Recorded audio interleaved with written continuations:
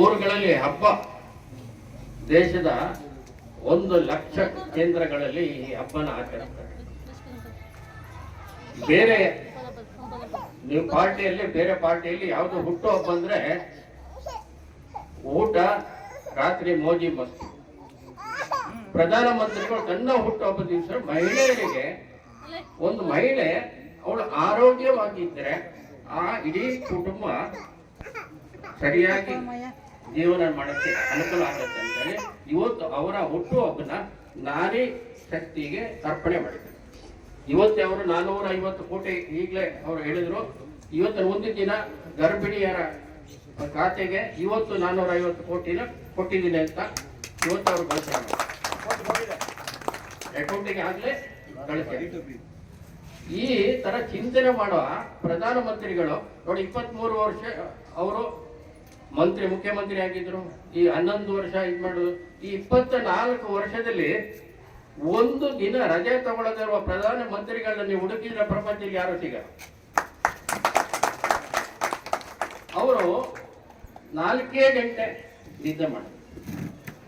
ಅವರು 8 ಗಂಟೆ ನಿದ್ದೆ ಮಾಡಿದ್ರೆ ನಾವು ನಿದ್ದೆ ಮಾಡಕ್ ಆಗ್ತಾ ಇರಲಿಲ್ಲ. ಯಾಕಂದ್ರೆ ಪಕ್ಕದ ದೇಶದ್ದು ಆ ದೇಶದ್ದು ಚಿಂತೆ ನಮ್ಗೆ ಭಯ ಇರುತ್ತೆ. ಇವತ್ತು ನಾವು ನಿಶ್ಚಿಂತೆಯಿಂದ ನಿದ್ದೆ ಮಾಡಿದ್ರೆ ಮೋದಿ ಇದ್ದಾರೆ ಅನ್ನೋ ಒಂದು ನಂಬಿಕೆಯಿಂದ ನೀವು ಪಕ್ಕದ ದೇಶಗಳನ್ನ ನೋಡ್ಬೋದು. ಆ ಕಡೆ ಶ್ರೀಲಂಕಾ ಏನಾಯ್ತು, ಈ ಕಡೆ ಬಾಂಗ್ಲಾದೇಶ ಏನಾಯ್ತು, ನೇಪಾಳ ಏನಾಯ್ತು, ಪಾಕಿಸ್ತಾನ ಏನಾಯ್ತು, ಅಫ್ಘಾನಿಸ್ತಾನ.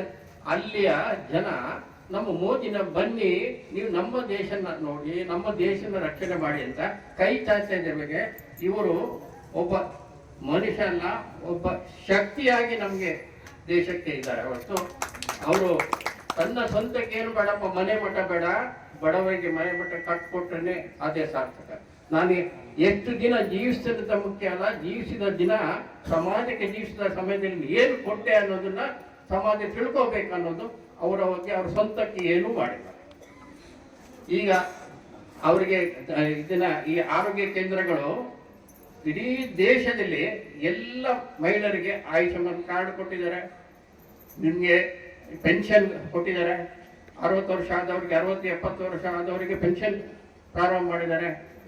ದೇಶದಲ್ಲಿ ಎಲ್ಲನೂ ಒಂದು ದೇಶ ಒಂದು ಕಾರ್ಡು, ರೇಷನ್ ಕಾರ್ಡು, ಒಂದು ದೇಶ ಒಂದು ಡ್ರೈವಿಂಗ್ ಲೈಸೆನ್ಸ್, ಒಂದು ದೇಶ ಒಂದು ಟೋಲು, ಒಂದು ದೇಶ ಈಗಾಗಲೇ ಆಗ್ಬೇಕು, ಒಂದು ದೇಶ ಒಂದೇ ಕಾನೂನು.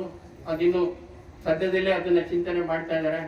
ಹೀಗಾಗಿ ಪ್ರತಿ ಒಂದು ಇಡೀ ದೇಶದಲ್ಲಿರುವ ನದಿಗಳನ್ನ ಮುಂದೆ ಜೋಡಿಸ್ಬೇಕು ಅನ್ನೋದು ಅವರ ತುಂಬಾ ದೊಡ್ಡ ವಾಜಪೇಯಿ ಕಾಲದಿಂದ ಇರುವ ಒಂದು ಬೇಡಿಕೆ.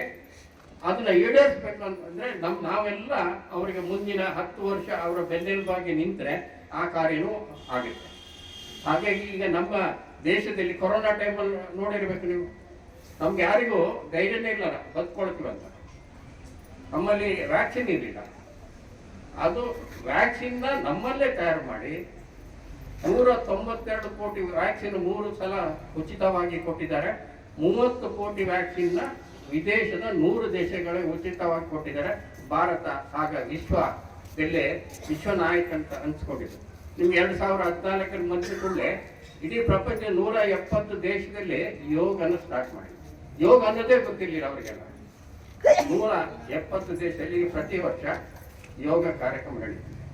ಹೀಗಾಗಿ ಎಲ್ಲೇ ಯಾವುದೇ ದೇಶ ಯಾವುದೇ ಒತ್ತಡ ಹಾಕಿ ಭಾರತ ತಲೆ ತಪ್ಪಿಸುವಂತ ಇದಿಲ್ಲ. ಯಾಕೆ ನಮಗೂ ಧೈರ್ಯ, ಪ್ರಧಾನಮಂತ್ರಿಗಳು ಅದ್ರ ಬಗ್ಗೆ ಚಿಂತನೆ ಮಾಡಿ. ಈಗ ಅಮೆರಿಕ ಎಷ್ಟೇ ಒತ್ತಡ ಹಾಕಿದ್ರು ತಲೆ ತಗ್ಗಿಸುವ ಕೆಲಸ ಮೋದಿಜಿ ಮಾಡಲ್ಲ. ನಮಗೆ ಅದು ಹೆಮ್ಮೆಯ ಮೋದಿ. ಹಾಗಾಗಿ ನಾವು ಅವರೇ ಹಿಂದೆ ಎಲ್ಲ ಸೇವಾ ಚಟುವಟಿಕೆ, ಅವರು ಮನ್ ಕಿ ಬಾತ್ ಪ್ರತಿ ತಿಂಗಳು ಒಂದೊಂದು ಸೇವಾ ಚಟುವಟಿಕೆಗಳನ್ನ ಎಲ್ಲ ನಮ್ಮ ಸೇವಾ ಕಾರ್ಯಕರ್ತರು ಹೇಳ್ತಾರೆ. ಇವರೆಲ್ಲ ಅದನ್ನ ಪಾಲನೆ ಮಾಡೋದ್ರಿಂದ ಅವರು ಹೇಳಿದ ಯಾವುದೇ ಘೋಷಣೆ ಆಗಲಿ ಅದು ಖಂಡಿತ ನೆರವೇರುತ್ತೆ. ಮುಂದಿನ 15 ದಿವಸ ಯಾರು ನಿದ್ದೆ ಮಾಡಲಿಕ್ಕಿಲ್ಲ. ಇವರೆಲ್ಲ ಮೋದಿಜಿಗೋಸ್ಕರ, ಅವರ ಹುಟ್ಟುಹಬ್ಬಕ್ಕೋಸ್ಕರ ಸಮಾಜದಲ್ಲಿ ವಿಭಿನ್ನ ರೀತಿಯ ಸೇವಾ ಚಟುವಟಿಕೆಗಳನ್ನು ಮಾಡಬೇಕು. ಯಾವುದು ಪಾರ್ಟಿ ಮಾಡಿ ಬ್ಯಾಂಡ್ ಹಾಕಿ ಇದು ಮಾಡಿ ಅದಲ್ಲ. ಎಲ್ಲ ಆರೋಗ್ಯ ಕೇಂದ್ರಗಳಿಗೆ ಹೋಗಿ ಆರೋಗ್ಯ ಇದನ್ನ ತಪಾಸಣೆ ಮಾಡಿಸಿ, ಕ್ರಿಕೆಟ್ ವಾಲಿಬಾಲ್ ಇದನ್ನ ಮಾಡಿಸಿ, ಸ್ವಚ್ಛತೆ ಮಾಡಿಸಿ, ಈ ಥರ ಎಲ್ಲ ಕಾರ್ಯಕ್ರಮವನ್ನು ಕೊಟ್ಟಿದ್ದಾರೆ. ಹೊರತು ನಿಮ್ಗೆಲ್ರಿಗೂ ಒಂದಿಷ್ಟು ದುಡ್ಡು ಕೊಟ್ಟು ಮಜಾ ಮಾಡಿ ಅಂತ ಯಾರಿಗೂ ಹೇಳಲ್ಲ. ಮೋದಿ ನೀವು ಸೇವಾ ಕಾರ್ಯ ಮಾಡಿ, ಸೇವೆ ಮುಖಾಂತರ ದೇಶವನ್ನು ಉಳಿಸಿ. ಈಗ ಅವರು ವಿಕಸಿತ ಭಾರತ 2047ಕ್ಕೆ 100 ವರ್ಷ ಭಾರತಕ್ಕಾಗುತ್ತೆ.